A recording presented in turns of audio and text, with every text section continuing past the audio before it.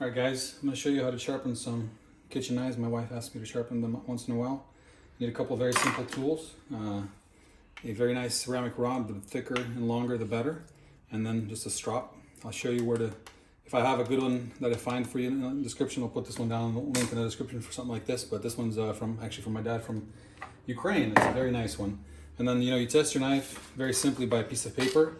You're trying to cut it at an angle, at a very small angle like that, so you can see that that's not very cutting really well there. So then you just take the knife and you slide it, hey little baby, you slide it on the rod at about an angle, just a very acute angle like this, okay? Just like that. And then you just slide it down the rod, sliding the whole length of the blade towards yourself, and you just do it like maybe 15-20 times. Kind of doubling up that angle every time, or mirroring that angle. And once you do just even that, you should be getting somewhere, you can see, but not good enough. So you just keep going. Sometimes you can do just a couple like this, even on one side, and then on the other side if it's really bad. And then do a couple nice, long, slow, consistent passes at the end. Okay, so we're getting somewhere. More, I'm going to rotate the rod, use a different spot. Okay, a little bit better, and then I'm going to do this one more time, maybe another 10 or 15. And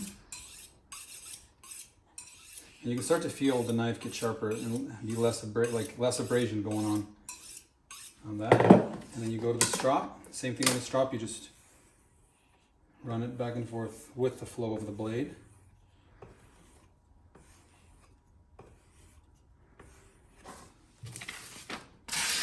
There we go.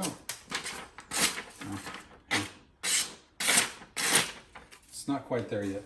Not where I like it to be. So I'm going to do it again. And these, and warning, fair warning, that these knives are going to be really sharp. Well, at least for a couple of days, and they're going to get slightly dull, of course, as time goes on.